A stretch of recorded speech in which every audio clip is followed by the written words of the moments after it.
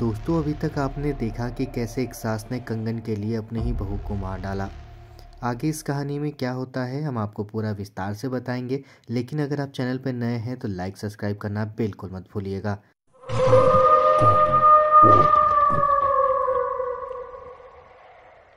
पूजा की सास ने पूजा को मारने के बाद उसके 100 के टुकड़ों को नाले में फेंक दिया था।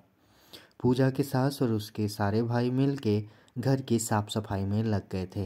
वो हर वो सबूत मिटा देना चाहते थे जिससे वो पकड़े जाएं। अगली सुबह पूजा के पापा उसके घर आने वाले थे। पग फेरे की रस्म होने वाली थी। सुबह 9 बजते हैं और पूजा के पापा घर आते हैं। जैसे ही पूजा के पापा गेट के अंदर आते हैं, वैसे ही पूजा का परिवार और उसकी सास दौड़ते हुए उसके पापा की तरफ आते हैं और ज़ोर ज़ोर से चिल्लाते हुए कहते हैं, अरे कैसी लड़की भेजी है, वो तो कहीं दिखाई नहीं दे रही। मेरा बेटा जरा सा शहर का चला गया, वो तो मर्यादा ही भूल गई, पता नहीं कहाँ मर रही है। हम 6 घंटे से ढूंढ रहे हैं, उसका कहीं भी पता नहीं चल रहा। हे भगवान, उसने तो हमारी नाक कटवा दी। मुझे तो पहले ही से शक था कि वो अपने आशिक के साथ पक्का फरार होगी, और हुआ भी यही। अब मेरा बेटा क्या करेगा, उसकी तो ज़िंदगी ही बर्बाद हो गई। ऐसा कहते हुए पूजा की सास खूब ज़ोर ज़ोर से चिल्लाने लगी। इधर पूजा के पापा को कुछ भी समझ में नहीं आ रहा था कि आखिर ये क्या हो रहा है। कई घंटों की जांच पड़ताल के बाद भी पूजा उन्हें नहीं दिखाई दी, और अंत में थक हार कर पूजा के पापा ने पूजा की गुमशुदगी का रिपोर्ट दर्ज करवा दी। पुलिस ने भी काफ़ी खोजबीन की, लेकिन पूजा का कहीं भी कुछ पता नहीं चला। इधर पंकज भी शहर से गांव आ जाता है। जैसे ही वो घर में घुसता है तो घर में मानो मातम सा पसरा हो। वो बार बार पूछता है, क्या हुआ। इस पे पंकज की माँ रोते हुए कहती है, बेटा, तेरी बहू ने हमारी इज्जत उतार दी, वो अपने आशिक के साथ भाग गई। ये बात सुनकर मानो पंकज के पैरों से ज़मीन खिसक गई। उसे यकीन ही नहीं हो रहा था कि पूजा ऐसा कर सकती है, लेकिन उसे अब ये बात माननी पड़ी, क्योंकि ये बात खुद उसकी माँ कह रही थी। इधर पूजा की सास ने पूजा के पूरे शरीर को काट के नाले में तो बहा दिया था, लेकिन पूजा के सर को उसने नाले में नहीं बहाया था, क्योंकि उसे पता था कि अगर ये सर किसी के हाथ लग गया तो इसकी शिनाख्त हो सकती है, जिससे आसानी से पहचाना जा सकता है और ये लोग बड़ी मुसीबत में घिर सकते थे। इसलिए पूजा की सास ने पूजा के सर को ज़मीन में ही गाड़ दिया था, वो भी बिल्कुल अपने आंगन में। धीरे धीरे कुछ दिन बीतता है। पंकज को मानो अभी भी यकीन नहीं हो रहा था कि पूजा ऐसा भी कर सकती है। इधर पूजा के परिवार के ऊपर मानो गमों का पहाड़ टूट गया हो। पंकज के घर में एक कुत्ता था जिसका नाम टॉमी था। टॉमी अक्सर खुला ही रहता था और हमेशा इधर उधर घूमा करता था। एक बार की बात है, पंकज छत पर टहल रहा था, तभी टॉमी आंगन में कुछ खुदाई करने लगा। पंकज ये सब छत के ऊपर से ही देख रहा था। उसने कई बार पहले तो टॉमी को हटाने की कोशिश की, लेकिन टॉमी नहीं माना।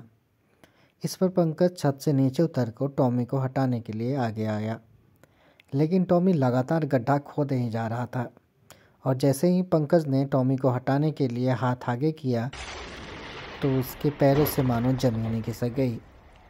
गड्ढे में एक सड़ी गली सी खोपड़ी थी जो बिल्कुल ही ताज़ी सी लग रही थी, लेकिन उसकी शिनाख्त कर पाना बहुत ही मुश्किल था। लेकिन खोपड़ी पे लगे हुए कुछ बाल और आसपास की चीज़ों से पहचाना जा सकता था ये किसी महिला की ही है। अब पंकज को पूरा विश्वास हो गया, सारा खेल बिल्कुल समझ में आ गया। पंकज दहाड़े मारकर वहीं रोने लगा। इस पे पंकज की माँ और उसके मामा दौड़ते हुए आंगन में आए।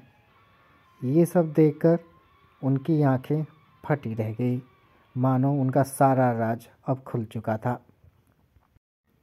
पंकज बार बार अपनी माँ से पूछने लगा, माँ, ये सब क्या था और ये क्या किया आप लोगों ने। इधर माँ के मुंह से मानो कुछ आवाज़ ही नहीं निकल रही थी। जैसे तैसे माँ ने एक झूठी कहानी गढ़ी और पंकज को सुना दिया। बड़ी मुश्किल से पंकज अपने आप को शांत कर पाया, लेकिन मानो ये सारा वाक़या उसके आंखों के सामने घूम रहा हो। पंकज की माँ ने पंकज को काफ़ी इमोशनली डराया और धमकाया। उसने कहा कि अगर वो ये बात किसी से भी कहता है तो वो जहर खा के मर जाएगी। सिर्फ वो ही नहीं, पूरा परिवार भी जहर खा के मर जाएगा। ऐसे में पंकज ने चुप रहना ही सही समझा।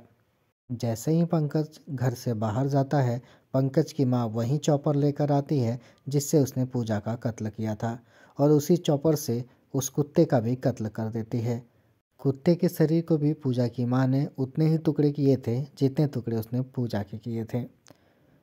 कुत्ते के शरीर को पूजा के खोपड़ी के साथ उसी आंगन में उसी जगह दोबारा से दफन कर दिया जाता है, लेकिन इस बार उस पर कुछ ईंटें बिछा के उस पर सीमेंट से पूरा फर्श बना दिया गया। अब जाके पंकज के पूरे परिवार को जान में जान आती है। उन्हें ऐसा लगता था कि उन्होंने सभी सबूतों को मिटा दिया है, सब कुछ सही चल रहा था। वो लोग पंकज की दूसरी शादी करने की तैयारी कर रहे थे, लेकिन कुछ ही दिन बाद पुलिस उनके घर पे आती है। पुलिस वालों के हाथ में काले रंग की एक पॉलीथीन थी। उस पॉलीथीन से काफ़ी ज़्यादा बदबू आ रही थी। ऐसे में पंकज की माँ ने तुरंत नाक बंद करते हुए कहा, अरे इंस्पेक्टर साहब, ये क्या ला रहे हो, दूर करो इसे, बहुत ज़्यादा बदबू दे रहा है। ऐसे में पुलिस ने कहा कि हमें शक है कि आपकी बहू का कत्ल किया गया है। हमें एक हाथ मिला है जो कि किसी महिला का है, और इसके हाथ में एक अंगूठी भी है। इतना सुनते ही पूजा की सास को मानो पसीना आने लगे। वो तुरंत कहती है, अरे ये तो बिल्कुल सिंपल सी डिज़ाइन है, ऐसा तो महिला और पुरुष दोनों पहनते हैं और बच्चे भी पहनते हैं। आप ऐसा कैसे कह सकते हैं कि किसी महिला का है और वो भी हमारे बहू का। मुझे तो पक्का शक है कि वो किसी के साथ भाग गई है। उसके लक्षण तो मुझे पहले ही दिन समझ में आ गए थे, मुझे बिल्कुल भी अच्छे नहीं लगे थे। पूजा के ससुराल वालों से बात करने के बाद पुलिस वाले वापस जाने लगते हैं। उनके साथ एक महिला कांस्टेबल भी थी। जैसे ही वो गांव से बाहर जाते हैं, उनकी नज़र आसमान में उड़ रहे गिद्धों पे पड़ती है। महिला कांस्टेबल कहती है, सर, बहुत सारे गिद्ध दिखाई दे रहे हैं। तभी दूसरे पुलिस वाले ने कहा, ज़रूर कोई जानवर मरा होगा। ऐसा कहकर वो आगे चलने लगे, लेकिन कुछ ही देर बाद उनकी नज़र एक गिद्ध पे गई जो एक काले रंग की पॉलीथीन लेकर उड़ रहा था। ऐसे में पुलिस वालों को शक हुआ, क्योंकि ये पॉलीथीन बिल्कुल वैसा ही था जैसा कि उनके हाथ में पॉलीथीन लगी थी। ऐसे में पुलिस वालों के शक की सुई तुरंत उस तरफ घूम गई कि हो न हो कहीं ऐसा तो नहीं है कि ये डेड बॉडी के पार्ट ही हों। वो तुरंत उस लोकेशन की तरफ जाते हैं जहाँ पे ढेर सारे गिद्ध मंडरा रहे थे। ये एक बहुत बड़ा सा नाला था जो कि ठीक पूजा के घर के पीछे से निकलता था। पुलिस ने अब जांच पड़ताल शुरू कर दी। जैसे ही जांच आगे बढ़ने लगी, और भी काले रंग के बैग उस नाले से मिलने लगे। पुलिस ने जब उस बैग को खोल के देखा तो उसमें एक महिला की शव पड़ी थी, जिसे इतने बेरहमी से और छोटे टुकड़ों में काटा गया था जिसे आसानी से शिनाख्त करना बेहद मुश्किल था। पुलिस ने पोस्टमार्टम के लिए शव को भेज दिया। कुछ ही दिन बाद रिपोर्ट आई और उस हाथ के टुकड़े का भी उसी बॉडी से मैच हो गया। अब पूजा के पापा का ब्लड का सैंपल लिया गया और उसके डीएनए को मैच कराया गया। ये मैचिंग भी बिल्कुल सही हो जाती है। पुलिस वालों ने पंकज सहित पूरे परिवार को जेल में डाल दिया। सख्ती से पूछताछ के बाद उसकी मां ने सर का भी पता बता दिया। पुलिस ने उसकी भी खुदाई करके सर को बाहर निकलवा लिया। मामला कोर्ट में गया और कोर्ट ने उसे उम्र कैद की सजा सुना दी। साथ ही साथ दहेज उत्पीड़न, मर्डर और कई गंभीर धाराओं में केस को दर्ज कर लिया। पंकज को भी 15 साल की उम्र कैद हुई, क्योंकि पंकज सब जानते हुए भी चुप रहा। दोस्तों, इस कहानी के पात्र और नाम भले ही काल्पनिक हो, लेकिन ये कहानी बिल्कुल ही सच्ची है। आज भी हमारे समाज में इससे भी भयावह घटनाएं हो रही है, जिसे देखकर हमारी रूह कांप जाती है, मानवता से विश्वास उठ जाता है। दोस्तों, दहेज एक ऐसी प्रथा है जिसने न जाने कितनों की ज़िंदगी बर्बाद कर दी और कितनों को रोड पे ला दिया। इसलिए हमें जो भी मिलता है उसी में संतोष करना चाहिए।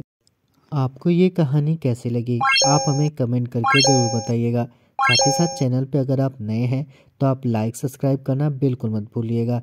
मिलते हैं हम आपसे नई कहानी।